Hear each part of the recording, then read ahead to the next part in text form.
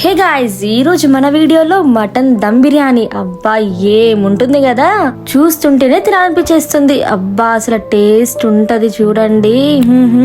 ఆ ముక్క పట్టుకుంటే జ్యూసీగా, రైస్ పొడి పొడిగా, వారెవ్వా టేస్ట్ మాత్రం మద్దరిపోతుంది. ఖచ్చితంగా ఈ ఫుల్ వీడియో చూడండి, అదే టేస్ట్ తో ఎక్స్ట్రాడినరీగా వస్తుంది. రెస్టారెంట్ స్టైల్లో వచ్చే రుచికి మాత్రం తగ్గిపోకుండా మన ఇంట్లోనే అందరూ మనల్ని మెచ్చే విధంగా చేసేసుకోవచ్చు. ఇంకెందుకు లేట్, మన వీడియోలోకి వెళ్ళిపోదాం. 1.5 kg మటన్ తీసుకున్నాను.